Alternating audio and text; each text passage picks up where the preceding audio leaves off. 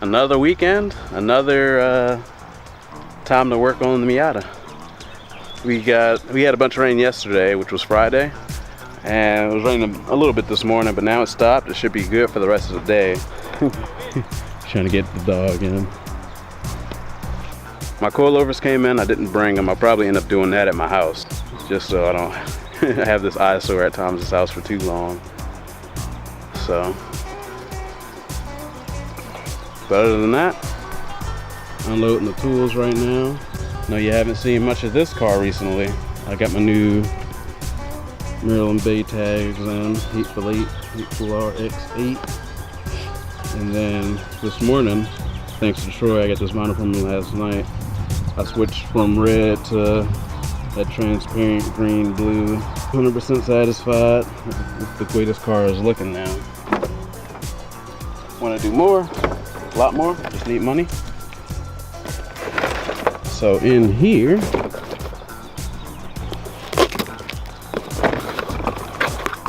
I got my extended NGK spark plugs. These are the ones that Flying Miata recommends for turbo Miatas. I think they're a little bit colder, and then they reach deeper into the combustion chamber for better spark combustion. So overall, that's a better plug. And then the sandwich plate for my oil feed drain came in. One day I do want to put a rotary motor in the Miata.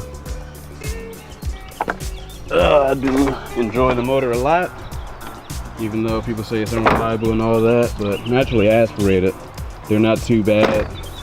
For my friends that build rotary motors and have had FDs and stuff, they all just say that the motor is good until you put boost on it. If I decide to get rid of this turbo setup and everything, I'll probably give it to one of my buddies for the low. But I will put an FC motor in it, naturally aspirated, ported and everything. And those motors, you set them up right naturally aspirated, you can get up 200, 250, no problem.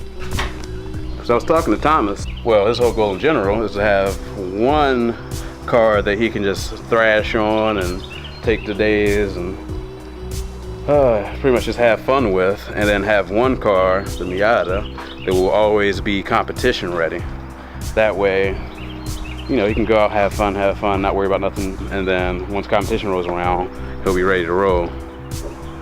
Which I think that's pretty darn cool. If I wasn't so worried about the whole reliability and everything of the RX-8, I would do the same. But for now, that car is just set up for grip. So I do go to open track days sometimes and just run laps, which is lots of fun. All right, so I just did the unboxing. The gasket on this one is a lot better than the one on this one, it looks like.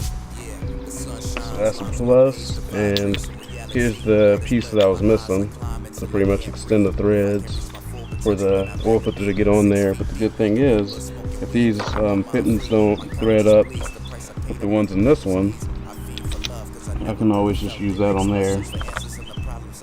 So it'll work. Alright, got the fittings that I need on there.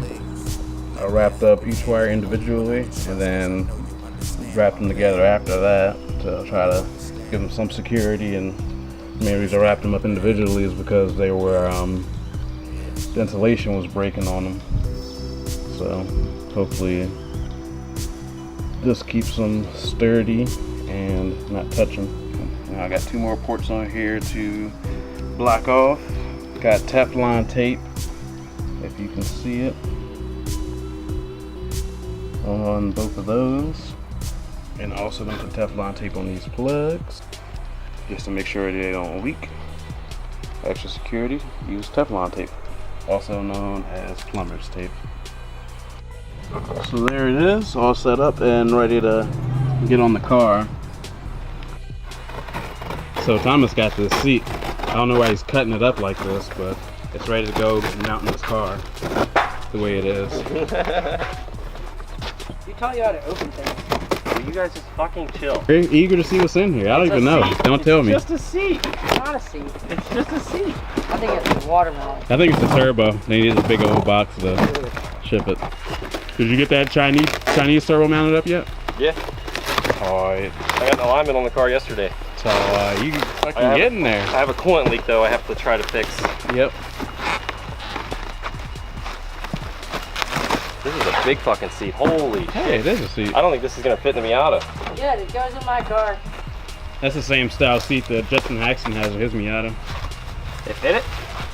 Yep.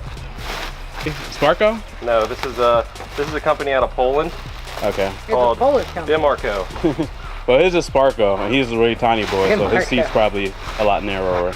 China! It's pretty legit for a knockoff fake seat. Oh man, that like fits my body perfectly. Does it? I think the side needs to be bigger, like around your head, because your head's so big. Well, the helmet. Yeah. Or ego, one of them. Alright, now to install it. No, we're not gonna install this today.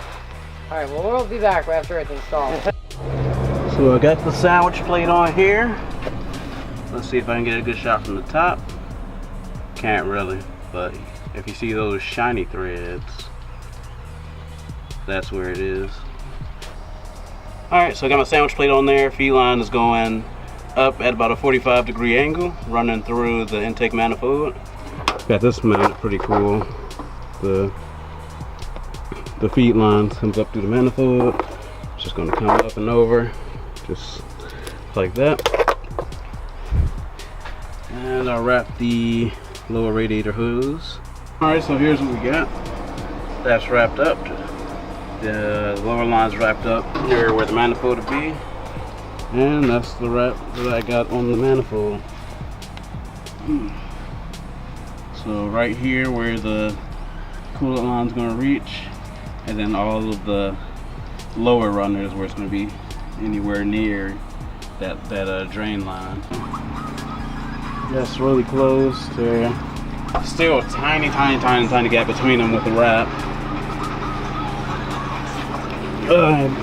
They're not actually touching. I rerouted my drain hose a bit lower, so now it's going under the steering rack, or you know, the steering gear, steering shaft, whatever, giving it even more clearance between the manifold, which is good.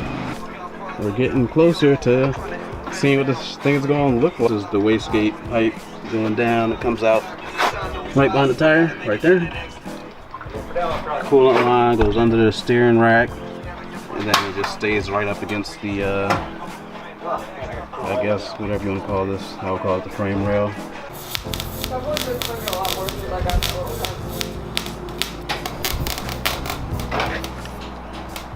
Then Alex showed up in his fancy ass Mustang with the gold wheels. Nah, man, let's go look at these gold wheels. I ain't seen them in person yet, but they sent pictures. So one of the things we're doing as a drift team is rocking a set of gold wheels. You know, right now we only got 4 people, and so far we haven't really drifted as a team yet. So far it's mainly just been like me and Alex going out and tearing it up. Justin came out one time with us to DOD, which just passed his video on that, and he was having major issues with like his power and stuff. Probably something with tuning or something like that, but he said it felt like he was 100, 200 horsepower down, so he ain't get to do much. Wow, I just want to see your wheels and stuff. Tell them about Super Faint, how we're about to be rocking gold wheels on our cars. Yeah, I like that. That shit looks dope. Yeah, it looks good. I got a set of 15s for the front, just 2 that my buddy gave me for free. I'm gonna pick those gold and just mount them up for the front. You see the other ones I got? Really? They're like 6'5" by 130. They look like the ones in the front of this. So Dang gold though. That's not a problem. That's not a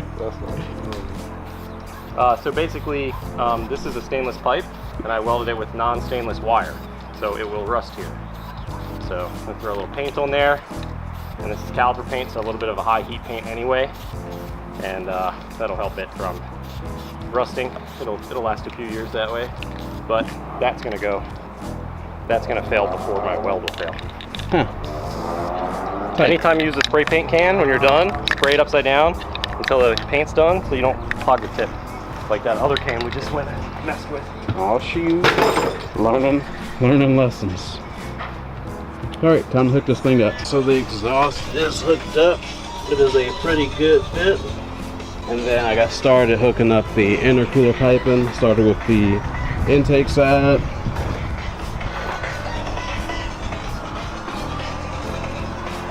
Blow off valve on there. Started with that side so I can figure out and see where we're going to have to cut. Alright, so right now it's hooked up pretty good. That's how it's going to sit. I gotta get some hose clamps for a couple of these couplers. But, you know, just cut through the fender.